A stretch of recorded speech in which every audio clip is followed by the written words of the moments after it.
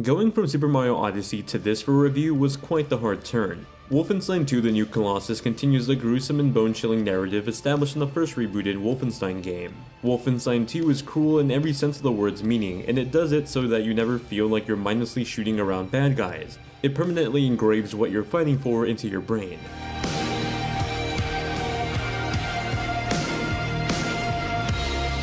Wolfenstein II takes place a few months after the events of the original Wolfenstein. Spoilers ahead for those of you that haven't finished the first game. At the end of Wolfenstein, our protagonist BJ Blazkowicz is hurt pretty badly after an explosion pretty much spills his guts on the floor. His group of friends that make up the Resistance tend to his wounds as BJ becomes a withering soldier. The crew falls into trouble though when General Ingo locates the crew's base. Blazkowicz wakes up to deal with the general, but he only is a physical shell of what he used to be. He's badly hurt, stuck in a wheelchair, and he's a soldier that's slowly falling apart. Despite the dire situation, he manages to reach the general after a montage of Nazi slaying, and keep in mind this was all done in a wheelchair. All of this leads to one of the darkest and bleakest introductions to a video game that I can remember. I don't want to get specifics as I want you to have your own experience for yourself, but pretty much this introduction drives home what you're fighting for. It doesn't say, hey, the Nazis are bad guys, so shoot the enemy. It burns it into your mind so that throughout the 10 to 12 hour story, it never once leaves your mind that this is what you're fighting for. In this instance, you're also given an option to choose a choice that leads you down a certain path in the story, so you can go back and actually play a second time to choose the other option too. The rest of the game has you and the crew trying to start a revolution in the United States, trying to bring back hope to the country and get people to rise up against the Nazi forces. The cast of characters in the new Colossus are full of depth and personality. You get to meet and see their motivations and personalities throughout the cutscenes that play out between the campaign missions. Transition phases where you get some time to walk around your base lets you get a peek at the social interactions between the characters, pulling up the figurative curtain on who these people are. Whereas Doom is all about killing bad guys and being a blank personality character that's a badass, Wolfenstein is the opposite. It's filled with characters filled with life and villains who are equally as terrible and violent in their own motivations.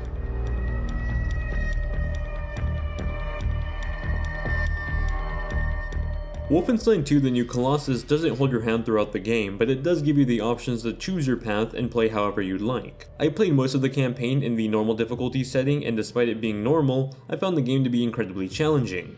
You're going to die plenty of times while playing, but it's part of the risk and reward system of trying new ways to complete a mission. If you want to take the run and gun approach, it's completely possible, but it's going to be quite a challenge. Likewise, if you want to take the stealth approach of taking out the commanders so that backup reinforcements don't show up, you can take that approach too. Missions will usually send you down a path of multiple rooms with a variety of enemies, some smaller in size, some with heavier firepower, and some being giant robot Nazi dogs. Yeah, this game gets pretty crazy.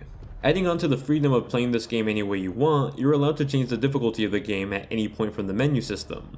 If at one point in the game you feel like the level is just too frustrating, you can crack down the difficulty, and likewise if you feel the level is too easy, then you can crank up the difficulty. There's also a checkpoint system in every level, but you can also manually save from the menu system, so you have the option to spam saves if you're having trouble with a mission, or just want to go back to a specific part of a level and experiment with different ways of execution. Your arsenal of weapons consists of the standard array of guns that are found in most first-person shooters. A pistol, a shotgun, an SMG, a machine gun, and of course a grenade launcher. You'll also come across some futuristic Nazi gun technology, like a pulse laser gun that you'll have to recharge every so often to continue slaying all those Nazis. Most of the weapons are simple but still fun to fire away with. You can upgrade each weapon with the upgrade kits you find throughout the campaign, but they're pretty rare so you have to be wise about what you use them on.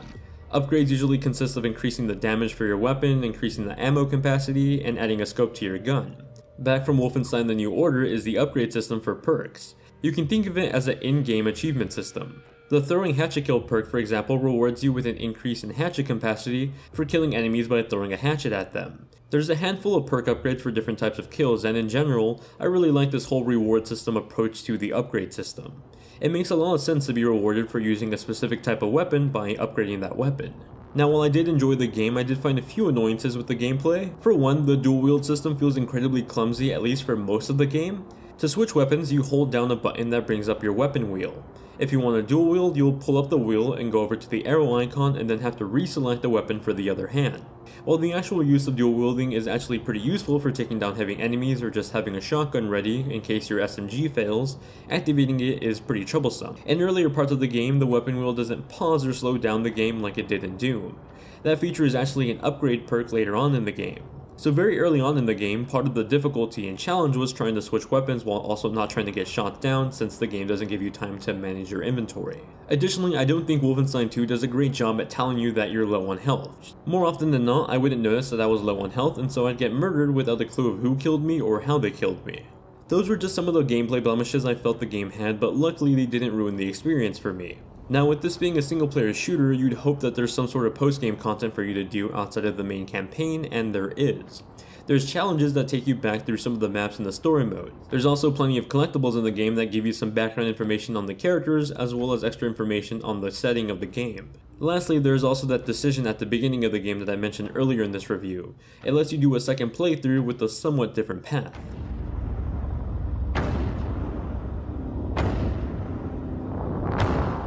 Wolfenstein II is a great looking game that's incredibly fast paced. I've been playing Super Mario Odyssey and Assassin's Creed Origins all weekend for reviews, so switching over to Wolfenstein took a bit to get used to, especially because of how fast paced it is. The dynamic lighting system looks absolutely beautiful whether you're outside or inside, and it really does help set the grudge-like tone of this game. The art style has this sort of film-like look to it that helps reinstate the time period this game takes place in. I played mostly on PC and it ran really well on my GTX 970 i7-4790K machine. If you're trying to run the game on less powerful hardware, there is a number of settings for you to mess with to try to hit that locked 60fps performance, including an adaptive resolution mode. I was able to run the game at high at 1080p 60 with pretty much flawless performance. On the console front, the game does run into some issues though. On PS4 Pro, the game runs at the native 1440p, and that gets bumped down to 1080p on the PS4. On Xbox One, that gets dropped even further down to somewhere in the middle between 720p and 900p, offering the softest image so far, at least until most likely the Nintendo Switch version is released. All the console versions target 60fps, although you'll notice a few frame rate drops in the mid-50s on PS4 and PS4 Pro. On Xbox One, those dips are a bit worse at the lower end of 50 frames per second. It's a bit surprising to see since Doom had an adaptive resolution on console that would help maintain that solid 60fps. That's simply not the case in this game though. It'll definitely be interesting to see just how this game runs on the Nintendo Switch next year and the Xbox One X in just a few days. With all that said, if you have a PC that's powerful enough to run this game, it looks fantastic, and if you're on console, you're probably going to want to get the PS4 Pro version or wait out for the presumably better Xbox One X version.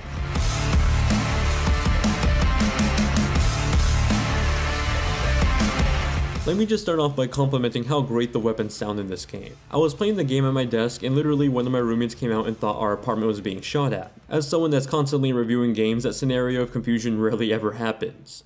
The weapons sound loud and punchy, and they really do add to the whole macho hero vibe that BJ gives off. The music tracks range from slow-paced eerie tracks that really make you feel melancholy, to loud bass-heavy sounds that are perfect for the firefight montages. Definitely play this game with a nice pair of headphones because you're going to want to rock out to some of these music tracks.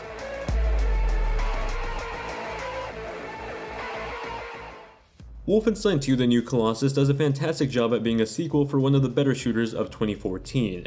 It's really fun to play and it improves upon the original installment that came out in 2014. Shooting around different Nazi threats is enjoyable, but despite having such out there concept for a story, it keeps it pretty real. Whereas Doom is very arcadey and all about being a badass hero, Wolfenstein II has some of those qualities while still providing an endearing story that's filled with in-depth characters and gruesome villains. Some gameplay mechanics I think could use a bit of tinkering, but overall I thought that Wolfenstein 2 was a fantastic experience and certainly a 180-degree turn on the games I was reviewing earlier this week. If you want a solid single-player shooter with a great story, Wolfenstein 2 is definitely a game you should consider getting. That does it for my review of Wolfenstein 2: The New Colossus for the PS4, Xbox One, and PC. Of course, this is coming to the Xbox One X in the future as well as the Nintendo Switch, but that'll be later down the line. If you enjoy these type of reviews, then let me know with a like on the video and consider subscribing for more reviews just like this. As always, if there are any games coming out in the future that you want reviewed on this channel, then let me know in the comment section down below. Just give me that head start so I know to contact the developers in time. With that said, the Xbox One X is coming out next week, so expect coverage on that. And thank you all very much for watching. Hope you guys have a great day, and I'll see you all in the next one.